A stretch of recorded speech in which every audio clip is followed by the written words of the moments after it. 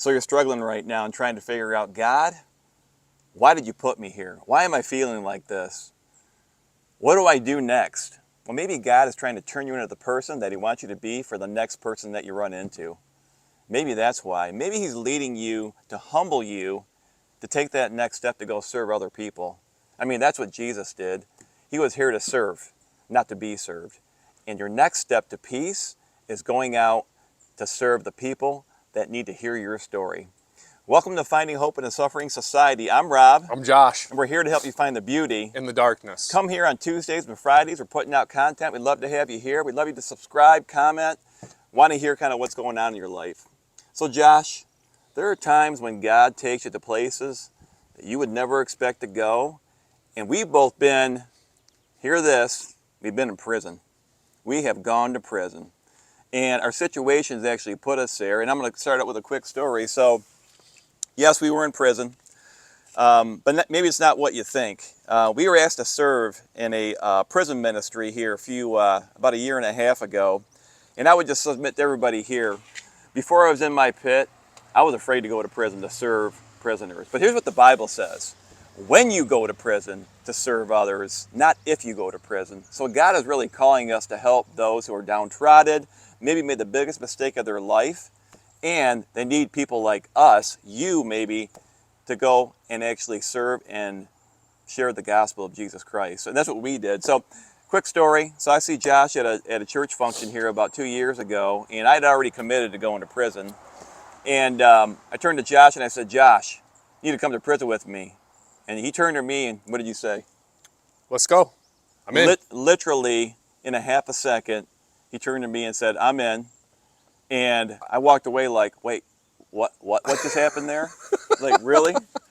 And no details, no nothing. You came up, you're like, hey, I'm going to go serve in a prison ministry. You want to go? Yeah, I'm in. Let's do it. And what was your comment when I answered that question about going with me? What did you say to me? Well, it depends. Which part? Are you talking about the part where I said, you don't get it yet? Yeah, that was part of it. Yeah. You don't get it yet, do you? That's what you said. And then you said, it's not you asking me. That's right. You're just a vessel, bro.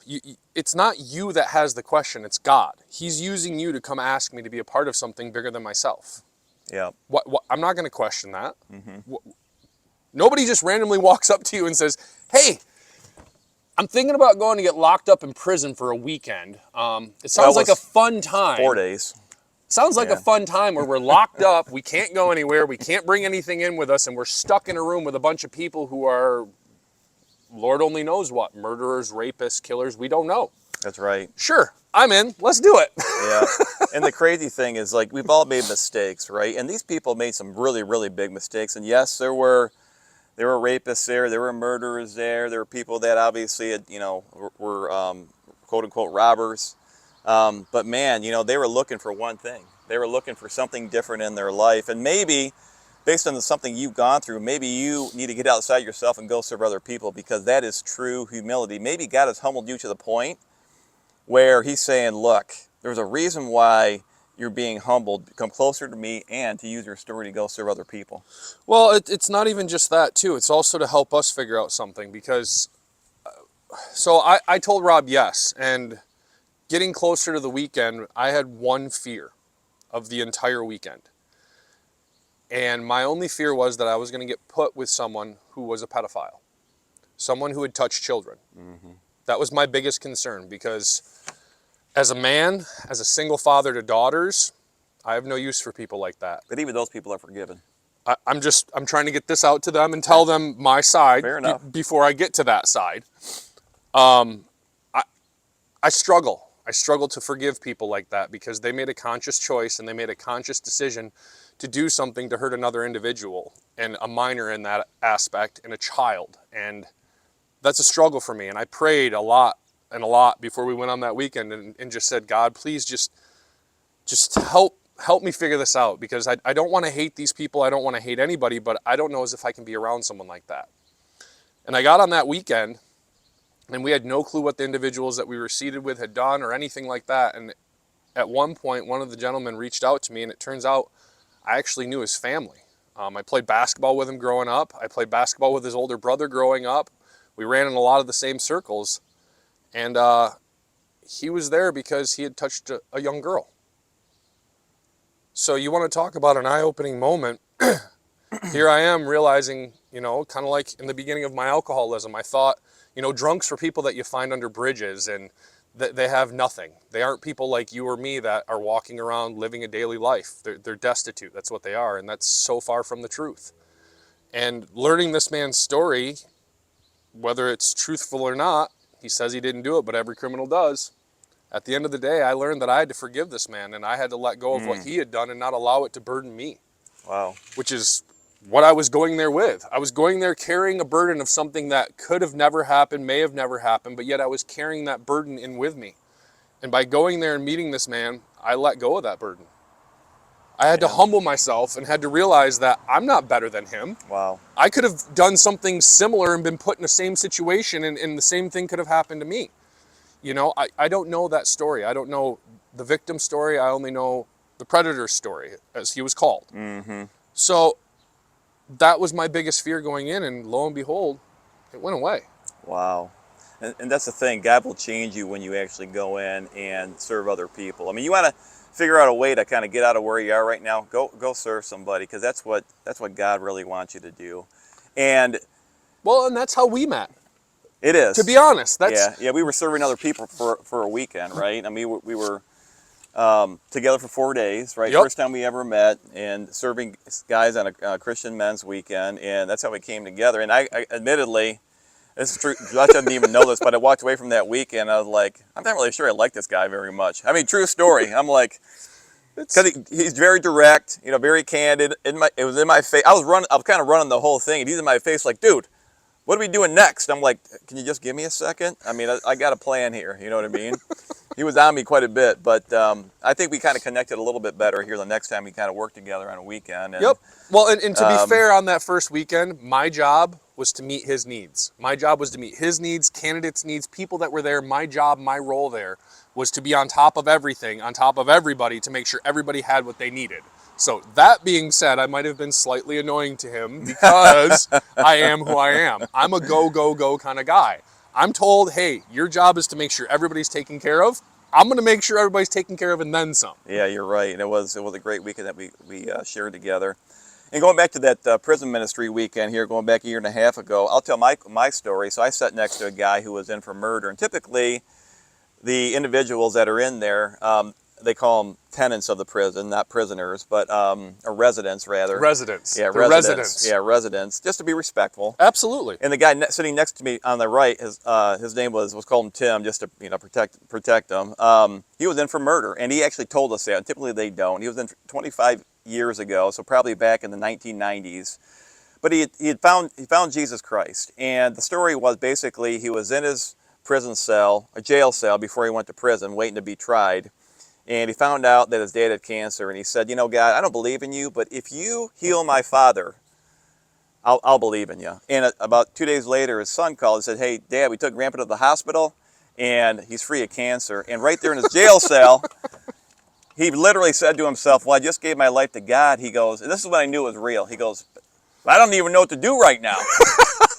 Which, that told me the story was real, right? I mean, that makes sense. That made 100% sense to me. And then a pastor walked in and I said, Tim, would you like to give your life to Christ? And he did, and he gave for 25 years. And he had said all along the way that he knew the butterfly effect that he caused for that family, and he wanted to get back to the family members. Well, again, we had about 40 guys going to this prison. And one guy joined late. We had 4 team meetings to kind of prep for the weekend. It was a Thursday through a Sunday, by the way. It was 4 days in prison. And we did sleep at a church at nighttime, just for the record. But yeah, we didn't sleep in the prison. We were escorted out in the evenings, and we were escorted in the mornings. But we were there for, 12 hours? Oh, yeah. 14 hours? 6 to 6. Yeah, 6 to 6 on Friday and Saturday, and then a little bit different hours on Thursday and Sunday. But we were in there for probably 40 hours total. It's rough. Yeah, roughly. And anyways, I see this guy crying about 2 days into the weekend, and I was like, Tim, what hit you? And one of the guys who came in late on our team basically walked up and said, hey, I just want to come over. I saw your smiling face. And he saw his name tag, and he said, I'll say the name was Jameson. Are you related to so-and-so Jameson? And our friend said, yeah, that was my cousin's brother. And 25 years later, the murderer said, I was involved in his murder. 25 years later, and He runs into him in a prison. and he said, So yes, sir. to straighten it out, Yes, sir. what he's saying is one of the guys like us who was coming in to this prison ministry just to be there to help, ended up meeting someone who was involved in a family member's murder. That's right. And he had no clue who this gentleman was. They'd Yeah. never met, never knew one another, nothing. Had no idea each other were going to be there. That's right. 25 years later, brought together two people, the person who did it and basically And a the family victim. member. And basically a family member. Yeah, the victim Came together Yep, 25 years later and had no knowledge of one another. that's right. And our friend Ken said, well, were you a Christian before this happened? And the guy was like, no. He's like, are you a Christian now? He said, yeah. He goes, well, you're forgiven, and I'm going to help you get back to the family members. And you talk about the odds of that happening. That is a one in God moment. It's like right? one in like 10 trillion. And had we not been humble to the point where we were willing to go and serve in that capacity, we would have never witnessed that story. Never would have happened. You know, and it's been pretty amazing to share that story with so many people. And I can tell you that when I've told that story, strangers who've never met these people, I say strangers, people who've never met the people that we encountered in that prison, they've cried, they've believed, they've gotten chills. I had one lady who I'd worked with, and I went in and talked to her about some of the things I had gone through, and I just witnessed this story here like 2 months prior. Well, she was having a hard time getting pregnant, and I knew it. And God told me, go tell her that story. So 2 months after we had had this prison experience, I walked in this person's office, and I shared my story with her, and she's like, oh my gosh, I just got the chills. And I told her, I just want to let you know that He's a God who sees you. Just believe a little bit more. We actually cried together when we went through and we did this. And 3 months later, I called her up on a matter, and she worked with me, and she closed the door. She goes, hold on one second. She came back to the phone, and she said, you're the only one that knows outside of my boss, but I want to let you know I'm pregnant. And I believe that story made her believe just a little bit more, so she could kind of let go and let God. And now she's got a baby that's about a year old, right? So those are the kind of things, the ripple effect. The butterfly effect, the ripple effect, the trickle effect, whatever you want to call it. You need to realize that you have an effect on everything and everyone around you. Your mood, your demeanor, how you handle things, it's going to negatively or positively impact those you love. Right. And if you can't figure out how to get out of that pit of despair, keep coming back. That's what we're here for. Keep coming back. These are the things we keep talking about is Yeah. you know, we've been there. We know what it's like to live in that darkness, to not see a light at the end of the tunnel, to not feel that there's hope. You know, Rob kind of started something out here, and before we started, I had him watch a little video that I saw on TikTok. And as much as I hate saying it, man, if you're on the right side of TikTok, there's a lot of good things there. There is. There is. Yeah. And it, you know, you need to remember, like he said, God's turning you into something that someone else needs. What you may not realize is your hurt, your pain, your struggles are exactly what someone else might need. That's right.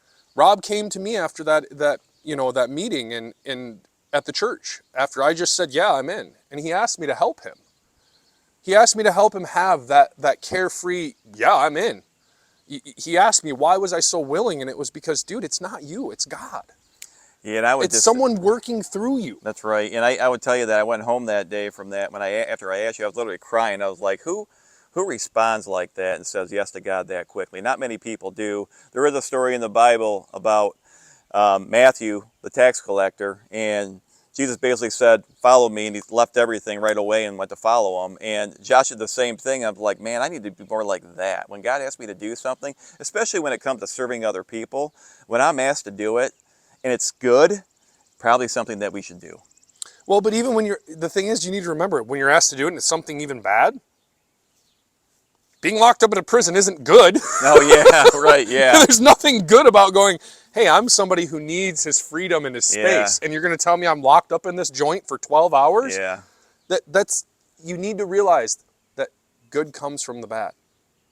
Good can come from the bad. Man, I was and able did to it let ever. go. I was able to let go of something I had been holding on to against people I didn't even know. Mm-hmm. Something that I held against people that I didn't know. Why? Why am I doing that? I was able to let go of that. I'm continuing to learn how to be a better Christian myself. Amen to that. You know, there's a video that we just had put out a couple weeks ago where I swore in it, and it's funny because that's me. I swear a lot. You got to work on that. I do, 100%. I agree. It is something I've been working on, and if you notice, you can tell the difference between an evening shoot and a morning shoot, because an evening shoot, that's more likely to come out after I've been at work all day, rounding up guys. Beaten up a little bit, working in 90-degree weather. Yeah, So. the words just kind of come out, and at the end of the day, what I'm trying to get you to understand is we're all flawed. We're all going to make mistakes. We continue to become better by leaning into one another. That's right. Rob leaned into me. I lean into Rob. Serving into something bigger than yourself is always going to help you feel better about yourself. That's right. It may be scary. It may be something you don't want to do. It may be fearful, but that's generally when you need to take the biggest leap. Because when you're the most afraid, you're the most uncomfortable, that's when he's holding your hand. That's when he's waiting for you to jump to carry you down. And to the story that we just told too, I mean, when you see God work in that fashion, and you're witness to a 1 in a God story, 1 in a billion odds of that happening, you think about that, right? Those two guys coming together in that moment, what are the chances, right? I mean, probably 1 in who knows what. Right. 1 in a trillion, probably. But it really moves you to come closer to God and to really want to serve Him more. And even at the end of the quote-unquote session that we were in for 4 days on Sunday, one of the things that some of us had to do was clip crosses around the prisoners who kind of went through this 4-day weekend, and nobody could do it except for 2 guys that were 6'4" with hands like the missing link, which was the craziest thing, because we have a lot of ladies in our life, and we've done a lot of that before. And here we are, tiny necklace. Here you go. We had guys that were 5'5", couldn't figure out how to get these crosses down. You got the biggest guys in prison, us, putting crosses on these guys with these hands, right? And Can't make this stuff up. And God put us in that moment just to do that, right? To serve those people that were in prison. To help them feel God's love. Yeah, literally, that's right. That's all we were there for, is to help them feel God's love. Yeah. We didn't do it perfectly. I mean, we're human. We're human. And that's the thing too. When you're thinking about going in to serve other people, and you're like, I'm not sure if I'm going to be of any value. You know what? You don't have to be perfect. 99% of life is just showing up. Just show up. Yeah. That's it. It is. 90%. Yeah. You're right. 90% of life is just showing up. Yeah. You wonder if you're doing the right thing. Just show up. Be present. Yeah. Take these things right here and go like that. Get rid of them. Start being present in the moments. That's right. That's the thing that we need to remember too, because that has an absolute effect on how we feel. If we're constantly glaring at our phones and our tablets and our things when we're supposed to be watching our kid play softball or be at a cheerleading event, why are we even there then if we're on this device and not living in the moment? Mm-hmm. Live in the moment. That's right. Yeah, and it's so easy to do, to get caught up in this. But again, you might be fearful to go out and serve other people, but you know what? That's what God wants us to do. You don't have to be perfect at it. And I will tell you that, again, if you're struggling right now with anything in your life where you're just static, go and take that leap of faith and go try and serve somebody. It will be rewarding. You may not see it immediately, but just know that you are making a difference. Agreed. Yeah. Anything else that you want to add, Josh? Kind of imparting here with everybody? Just be better. That's it. That's all we have to do. Just be better. Just one day at a time. Worry about today. Yesterday's gone. Tomorrow's not guaranteed. Today is a gift. Yeah. And remember that, because tomorrow may never come. That's right. Make sure to tell the ones you love, because tomorrow may never come. And you know what? And on that note, you might be hesitating right now to go serve somebody who needs it. Don't hesitate. Just Some jump of the right best in and things go. I've done is to serve into others. Yeah. It is. It's the most rewarding feeling. Yeah. Yep, I had to sacrifice 4 days of my life in a prison, and that sucked. But you know what? I'd do it again. I had a friend of mine recently reached out to me about somebody who was super depressed, who just lost their job. They were just watching TV. They were really in a deep state of darkness. And he asked me, he goes, hey, Rob, based on what you went through 3 years ago, what should I do? I go, he goes, I'm thinking about writing a letter. I go, you need to just show up. You need to show up. Show up. You need to get over there and show him that you're there for him. You're not going to want to do it, I said, but you might be thinking that you might be infringing on his personal time because you don't know him very well, whatever. I go, just show up. Just be there. It's amazing what just being there for someone does. That's right. Yeah. So again, we appreciate you being here today. Again, I'm Rob. I'm Josh. This is Finding Hope in a Suffering Society. If there's anything that you got out of this video today, will you please comment and subscribe? We'd love to hear your comments. Will you please go out and take that leap of faith to go serve somebody who needs it? God's calling you to do His work, and you can do it. Again, we're here to help you find the beauty In the darkness, We love you, and God loves you, and we'll see you in the next trip, guys. thank you.